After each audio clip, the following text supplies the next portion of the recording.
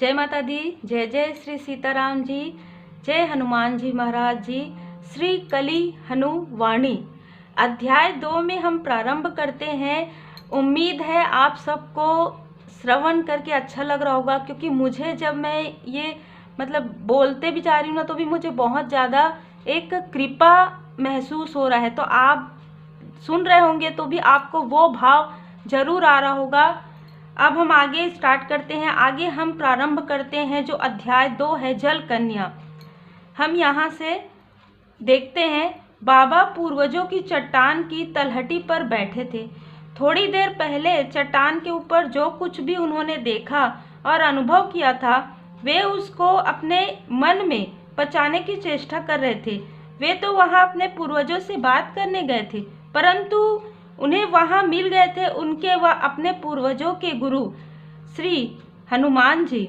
श्री हनुमान जी से यूं अचानक मिलना और बातें करना उनकी आत्मा के लिए दिव्य अनुभव था, किंतु उनके मन के लिए यह पचाना कठिन था। दोस्तों, जब हम अपने इष्ट देव जी का दर्शन करते हैं ना, तब हमको यही अनुभूति होती है, और वो भी जब अचानक। यह विचार कि श्री हनुमान जी अभी भी उस चट्टान पर थे, उनके मन में परम सुख की बिजलियां दौड़ रही थी। एक मन से तो वे चाहते थे कि वे वहीं बैठे रहे, श्री हनुमान जी के जितना पास हो सके उतने पास। दूसरे मन से वे अपने डेरे पर शीघ्र से शीघ्र पहुंचकर अपने समाज के साथ उत्सव मनाना चाहते थे। उन्होंने श्री हनुमान जी के आने का परम सुखद समाचार सुचेता और विचेता के हाथों पहले ही डेरे में भेज दिया था। सभी मातंगों की दृष्टि में बाबा मातंग का पद देवों के ठीक पश्चात का था। उनकी छवि एक ऐसे बुद्धिमान की थी जिनका चेहरा सदैव भाव रहित रहता था, परंतु आज उनके मन में इतनी प्रसन्नता थी कि वे स्वयं को नाचने से नहीं रोक पा रहे थे। दोस्तों, जब हमारे अंदर एक आनंद, जो हम कहते हैं ना, आनंद की अनुभूति, जो मैं अपने लाइफ में भी महसूस करती हूँ, जब भी मैं अपने गुरुदेव जी के मंदिर जाती हूँ, तो यही आनंद की जो अनुभूति है मुझे भी होती है, आप लोगों को भी जरूर होती होगी। परम सुख में बावले की तरह नाचते हुए वे कैसे लगेंगे, मातंग क्या सोचेंगे? नहीं, उन्हें अपने भीतर उमड़ रहे परम सुख के ज्वार को शांत करना होगा। उन्हें अपने डेरे में पहुंचकर यह दर्शाना होगा कि श्री हनुमान जी का आगमन कोई विशेष बात। उनके मन में इतना ज़्यादा, उनका जो मन है वो काफ़ी ज़्यादा अभी एक भाव विभोर हो रहा था, कभी कुछ कह रहा था, कभी कुछ कह रहा था।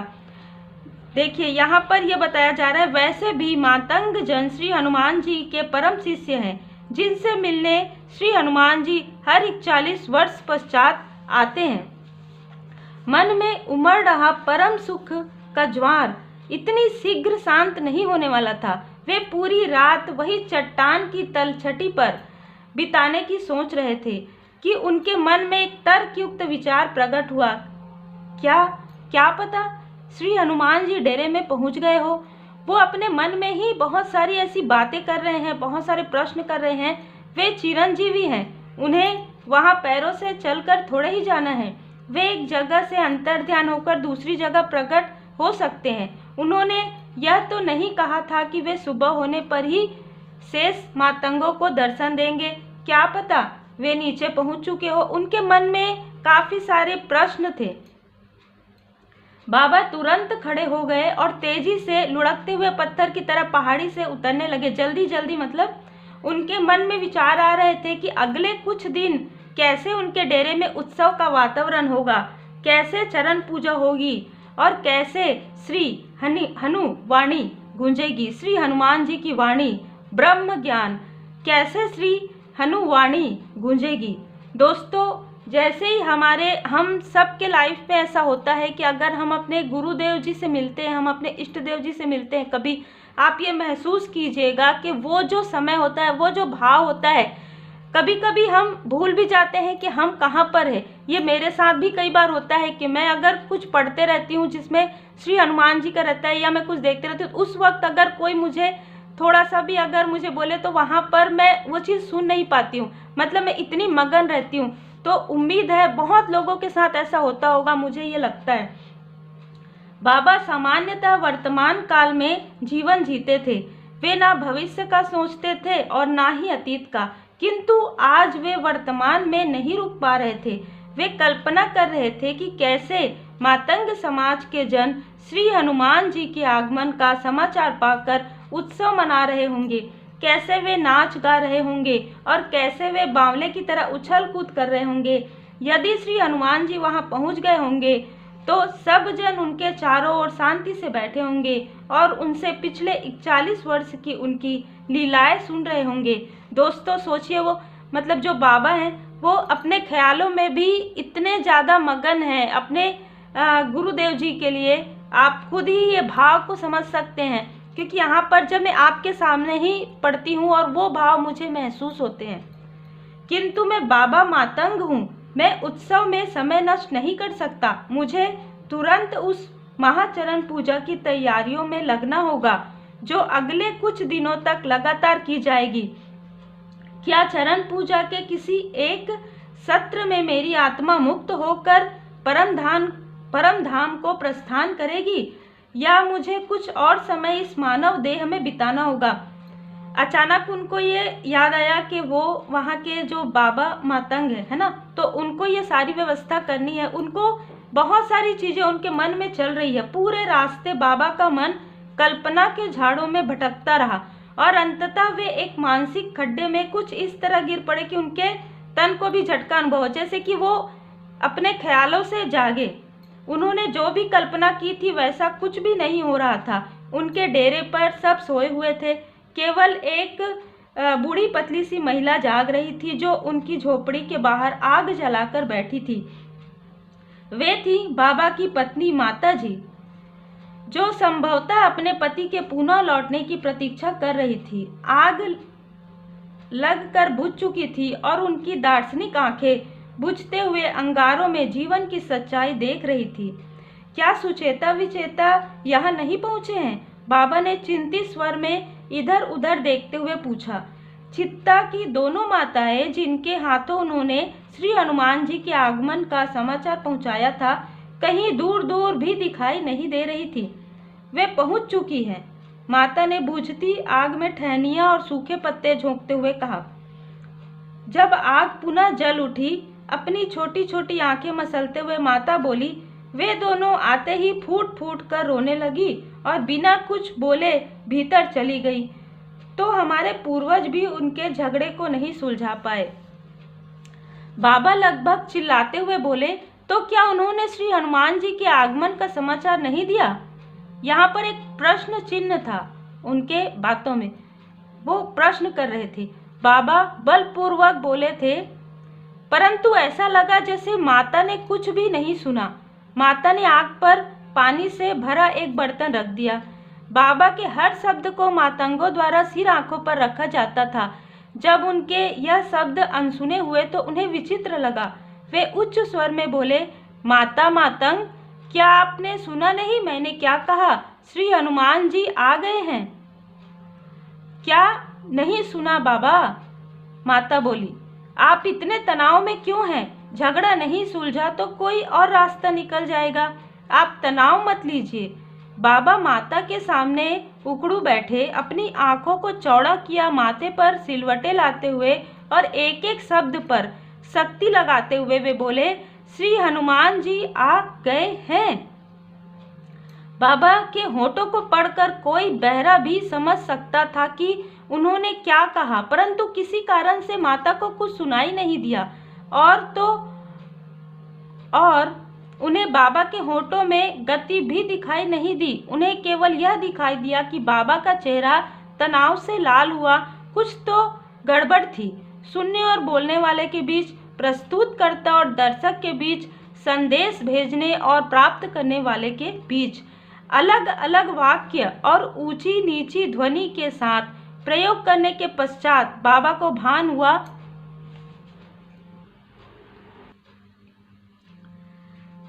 वे शेष सभी बातें माता तक पहुंचा पा रहे थे, सिवाय श्री हनुमान जी के आगमन की बात के। मातंगों के मुखिया के रूप में अपने जीवन के सबसे शुभ समाचार को बांट ना पाने की पीड़ा से उनका हृदय भर आया और वे रो पड़े। माता ने कुछ देर पहले सुचेता और विचेता को भी ऐसे ही रोते हुए देखा था। वे बाबा के समीप आई और उनके कंधे पर हाथ रखकर उन्हें धीरज बंधाने लगी।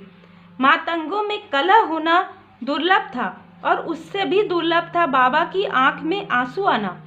माता ने सोचा कि बाबा सुचेता और विचेता के बीच के झगड़े को समाप्त न कर पाने के दुख में रो रहे थे।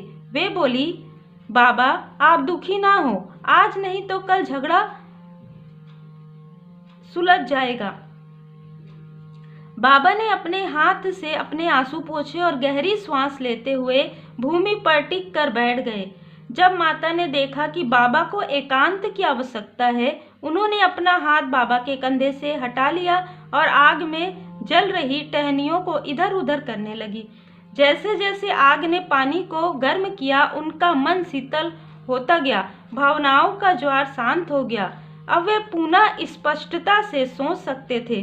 उन्होंने यूं ही कहा, हे माता मातंग, कल्पना करो कि मैं आपको कुछ कहना चाहूं और आप वह बात ना सुनने पाओ। जय श्री राम। दोस्तों, आध्यात्मिक यात्रा जो होती है, स्पिरिचुअल जर्नी जो होती है, काफ़ी ज़्यादा अद्भुत होती है। काफ़ी ज़्यादा इसमें ऐसे परत होते हैं, ऐसे भ्रम, कहीं ना कहीं हम भ्रम से बाहर निकलते हैं। दोस्तों, माता ने उबासी ली। इस समय दर्शन शास्त्र के किसी विषय पर चर्चा करने का उनका कोई मन नहीं था। जब भी इंसान अवेकन नहीं होता, मैं इस चीज़ को महसूस कर सकती हूँ।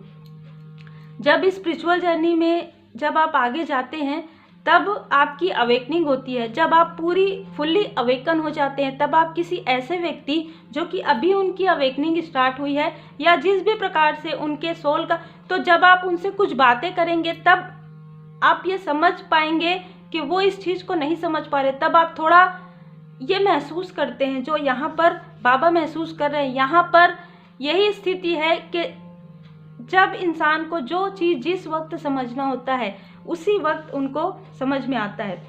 बूढ़े बाबा ने प्यार से अपनी पत्नी को देखा। उन्हें माता मातंग की यह बात बहुत रुचिकर थी। वे बेबाकी से अपने भीतर की भावनाओं को व्यक्त करती थी, कोई बनावटीपन नहीं, जो भीतर वही बाहर। बड़े उत्तरदायित्व उठाने वाले जनों को प्रायः अपनी भीतर की भावनाओं को कुचलकर कार्य करने होते हैं। माता के साथ वैसा नहीं था। यदि उन्हें नींद आ रही है तो वे दर्शन शास्त्र में रुचि का ढोंग नहीं कर सकती थी। वही बाबा की छवि ऐसी बन गई थी कि उन्हें आधी रात में जगाकर भी उनसे ज्ञान की बातें की जा सकती थी। हाँ, बहुत देर हो गई है, हमें सोना चाहिए, बाबा बोले। हाँ, हमें सोना चाहिए, माता मातंग आंख मसलते हुए बोली। वे खड़ी हुई, 2 डग घर की ओर चली और तत्पश्चात पीछे मुड़कर मुस्कुराते हुए बोली, अच्छा, तो आपका संकेत नींद की ओर था। जब आपने कहा मैं आपको कुछ कहना चाहूँ और आप वह बात ना सुनने पाओ, आपकी सोने की इच्छा मुझ तक पहुँच गई। हे बाबा, सो जाइए। स्वप्नलोक की आपकी यात्रा सुखद हो। आपको नहीं पता कि मैं क्या बोलने वाला था, बाबा बुदबुदाए, किंतु माता वहां से जा चुकी थी। बाबा अपने विचार में इतने मग्न थे कि उन्हें माता का अंतिम वाक्य, आपकी स्वप्न लोक की यात्रा सुखद हो, सुनाई नहीं दिया था। यह वाक्य मातंगों का शुभ रात्रि कहने का ढंग होता है, अर्थात बाबा माता को अपनी बात ना पहुंचा पाने के विचार में इतना खो गए थे कि उन तक माता द्वारा कहा गया वाक्य नहीं पहुंच पाया था। बाबा के कान खुले थे, बस मन कहीं और था, इसलिए उन्हें माता का शुभ रात्रि संदेश सुनाई नहीं दिया था। हमें क्या सुनाई देता है और क्या समझ आता है, यह मन पर निर्भर करता है। अधिकतर जनों का मन माया के वश में होता है, इसलिए वे नहीं सुनते और समझते हैं। जो माया सुनना समझना चाहती है, वह नहीं, जो वास्तव में बोला गया है माया के पास मन को वश में करने के लिए अनगिनत हथियार है। एक किशोरी को यदि आप कोई नए प्रकार का वस्त्र देंगे तो वह कदाचित उसे रुचिकर नहीं होगा, किंतु यदि उसने वही वस्त्र किसी राजकुमारी या अभिनेत्री को पहने देखा होगा तो वह उसे रुचिकर होगा। रुचि अरुचि, अच्छा बुरा, शुद्ध अशुद्ध, प्रेम घृणा, उचित अनुचित, पवित्र अपवित्र, धार्मिक अधार्मिक, तार्किक अतार्किक, आस्था अनास्था आदि के ढप्पे हमारे मन पर कौन लगाता है? एक प्रश्न सा उनके मन में फिर से आ रहा है। जो आसपास हो रहा है वह सब माया है। माया आपको बताती है कि आप कौन हो। माया आपको बताती है कि आपको क्या करना है, क्या सुनना है, किससे प्रेम करना है और किससे घृणा करनी है। अंततः आप माया के वश में हैं। आप भूल जाते हैं कि आप एक आत्मा हैं। माया द्वारा दी गई पहचान को आप अपनी पहचान मान बैठते हैं। दोस्तों, आज हम जो ये सत्संग है उसे यहीं तक रखते हैं। आगे अगले एपिसोड में आप देखेंगे कि इसके आगे बहुत ही एक आध्यात्मिक और स्पिरिचुअल ये अध्याय जो है, नया अध्याय, और भी आपको आगे आने वाले समय में पता चलेगा कि कितना ज़्यादा इसमें ब्रह्म ज्ञान है। श्री कली हनु वाणी। तो दोस्तों, आप सब अपना ख्याल रखिए। श्री हनुमान जी की कृपा आप सब पर सदा बनी रहे। जय जय श्री सीताराम जी, जय जय हनुमान जी, जय माता दी।